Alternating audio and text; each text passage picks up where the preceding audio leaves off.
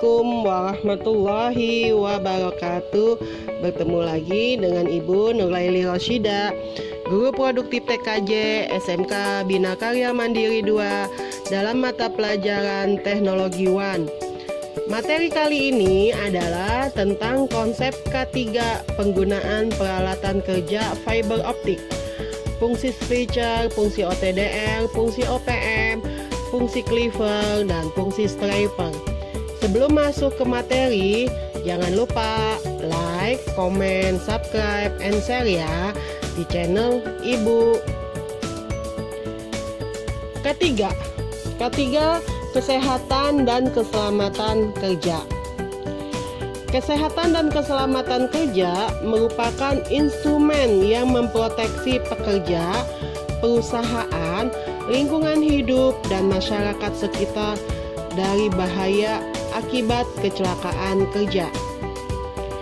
Tujuan K3 atau kesehatan dan keselamatan kerja menurut Undang-Undang Nomor 1 Tahun 1970 tentang keselamatan kerja, agar setiap tenaga kerja dan orang lain yang berada di tempat kerja terjamin keselamatannya, agar proses produksi tetap berjalan dengan lancar, agar setiap tenaga kerja dapat meningkatkan produksi kerjanya dan meningkatkan produktivitas perusahaan.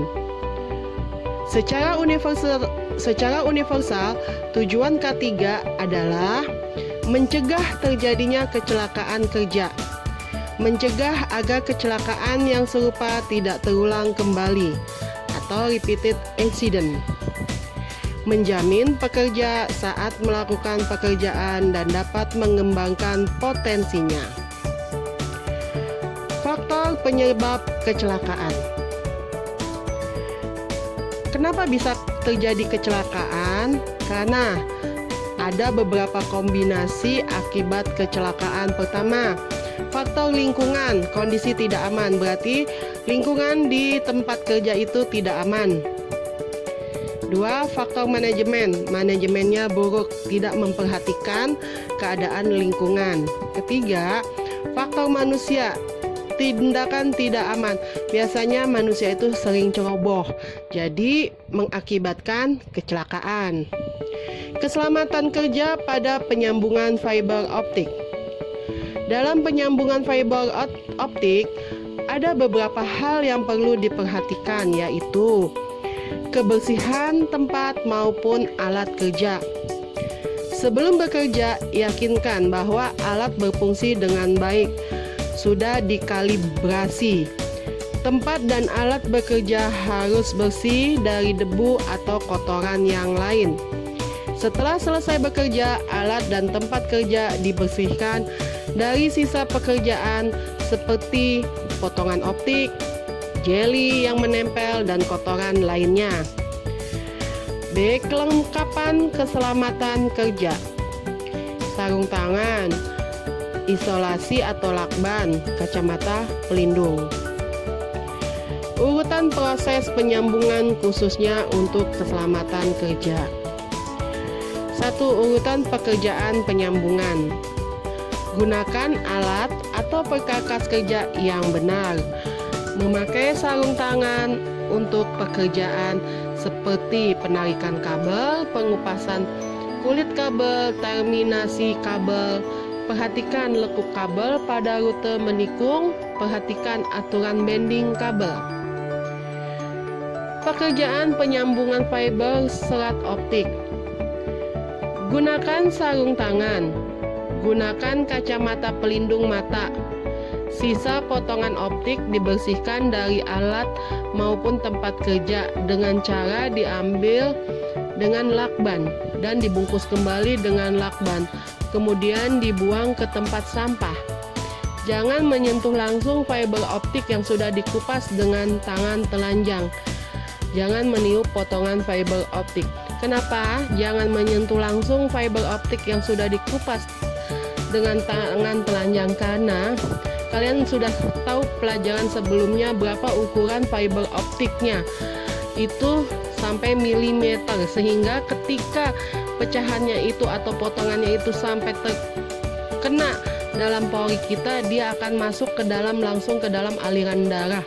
Itu sangat berbahaya. Makanya ketika bekerja dengan fiber optik harus diperhatikan keselamatan kerjanya.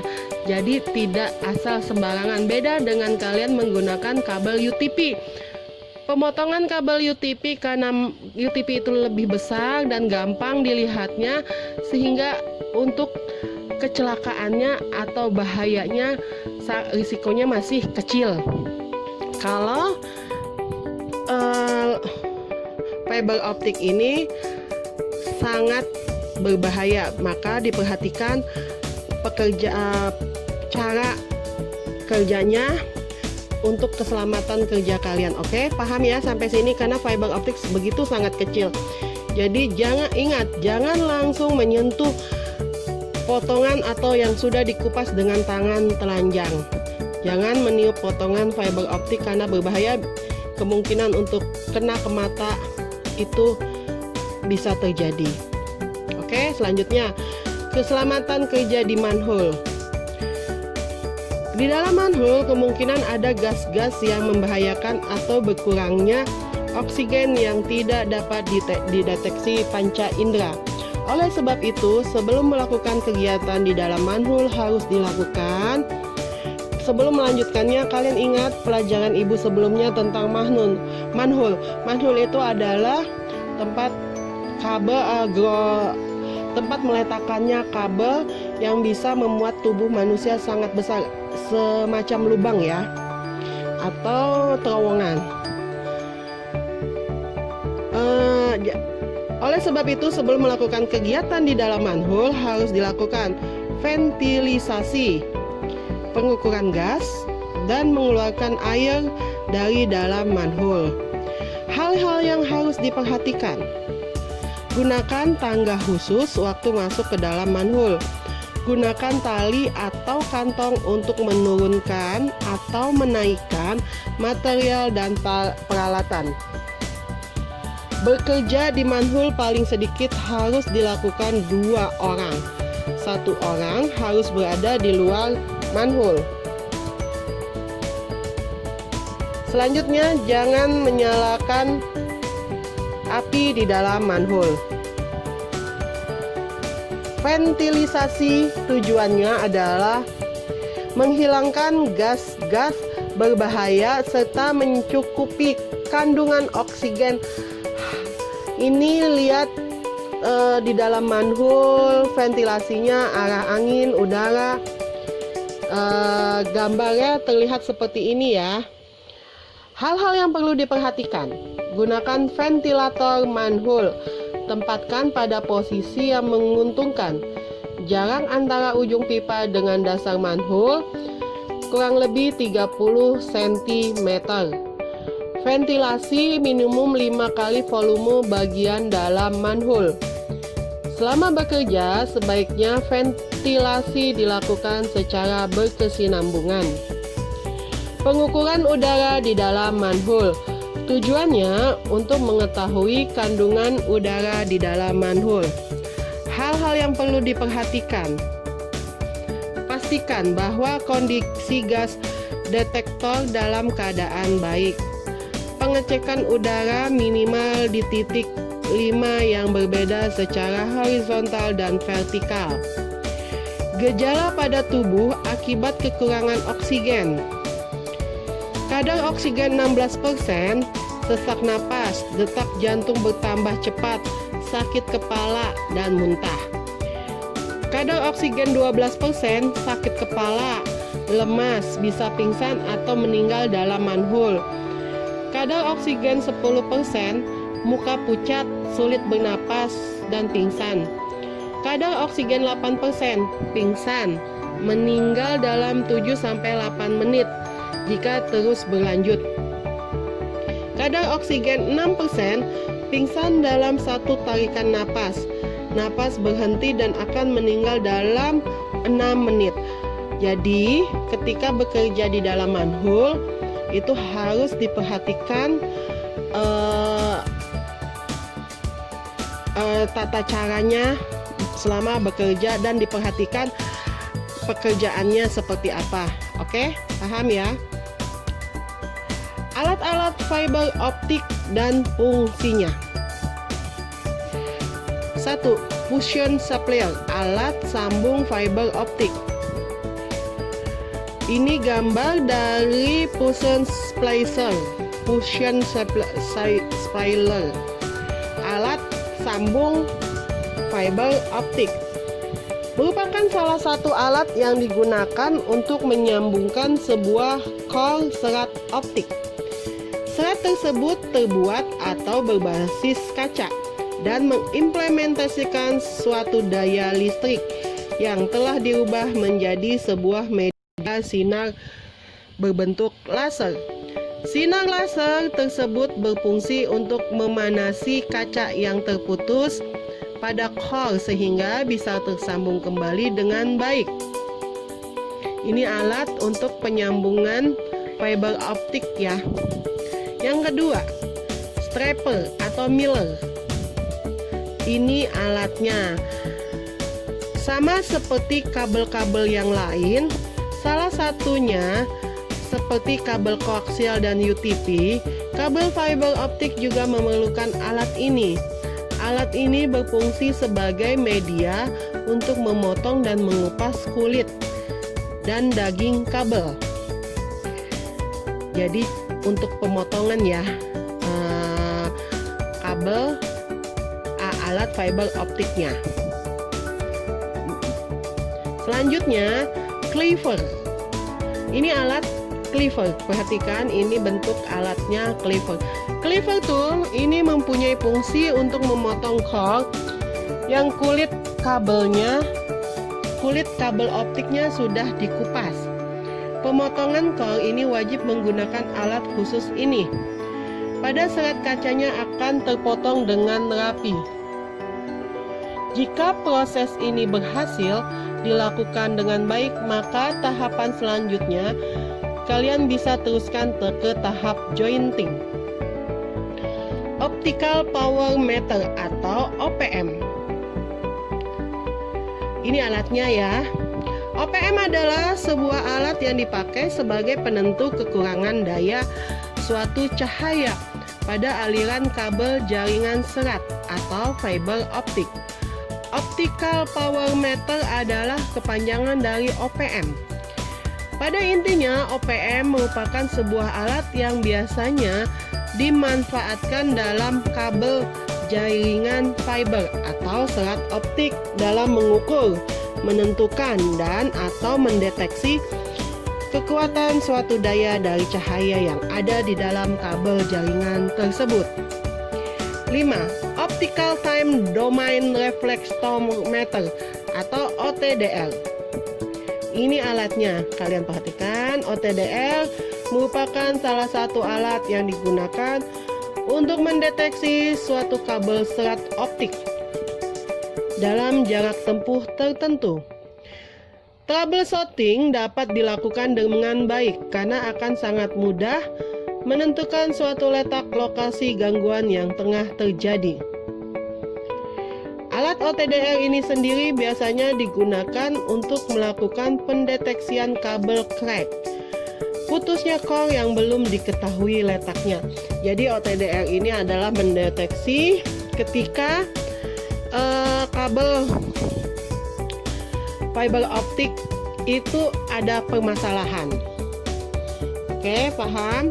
Selanjutnya, ini adalah light score.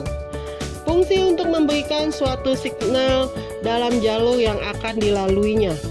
Misalnya, untuk mengukur suatu redaman jalur 1 end to end, di mana light score ini akan berfungsi sebagai media yang memberi sinyalnya.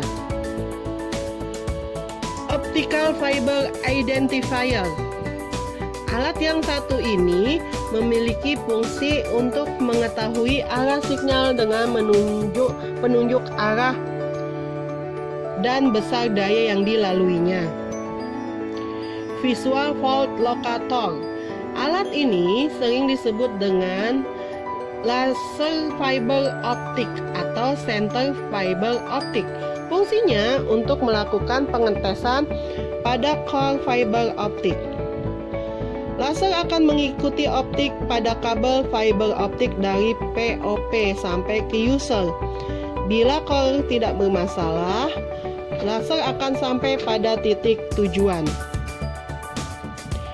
Bit Error Rate Test. Alat ini berfungsi sebagai pengecekan koneksi jaringan TDP, Time Division Multiplexing, yang mana jaringan TDP aplikasinya yaitu layanan clear.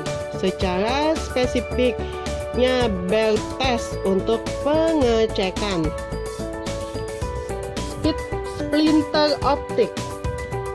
Splinter dapat memisahkan daya optik dari satu input serat, kedua atau beberapa output serat. Optimasi tidak dilakukan terhadap daya yang digunakan terhadap pelanggan yang jaraknya berbeda dari node splinter, sehingga sifatnya idle dan cara kerjanya membagi daya optik sama rata. Fiber node. Fiber node merupakan suatu titik terminasi antara jaringan optik dengan jaringan koaksial. Fiber node berupa perangkat optik elektronik yang berfungsi untuk mengubah sinyal optik yang berasal dari distribution hub menjadi sinyal elektrik untuk diteruskan ke rumah-rumah pelanggan melalui kabel koaksial.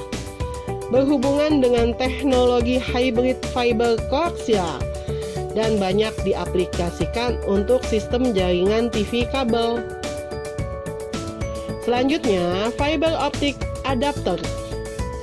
Fiber optic adapter merupakan suatu komponen yang digunakan untuk melakukan penyambungan atau menghubungkan kabel fiber optik satu dengan yang lain. Jika penyambungan dilakukan terhadap kabel fiber optik yang memiliki konektor berbeda, maka fiber optic adapter disebut fiber optic adapter hybrid atau special adapter.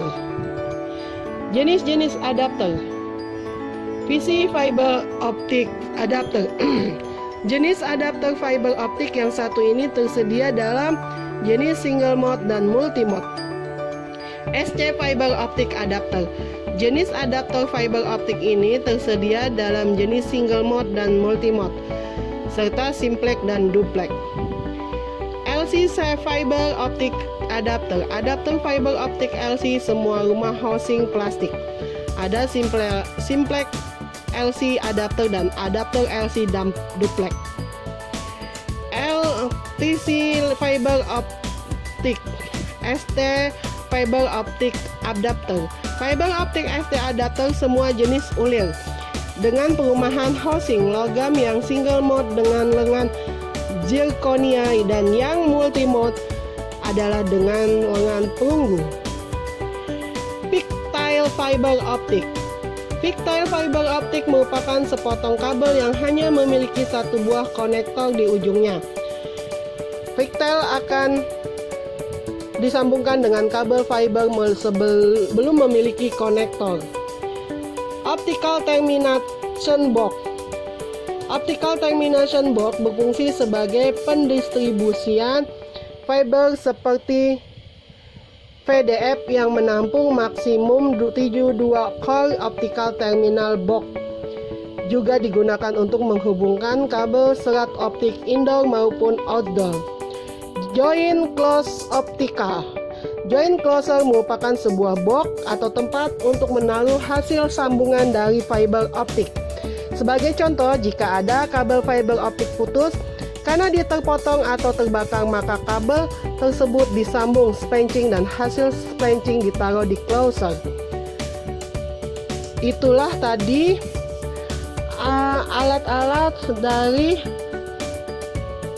fiber optik dan keselamatan kerjanya ya dan kegunaannya. Jadi tolong diperhatikan kegunaannya seperti yang tadi sudah 15 macam alat tadi. Oke, paham ya? Sekian dulu materi kali ini dari Ibu. Semoga bermanfaat dan semoga kalian dapat memahami materi Ibu kali ini. Assalamualaikum warahmatullahi wabarakatuh.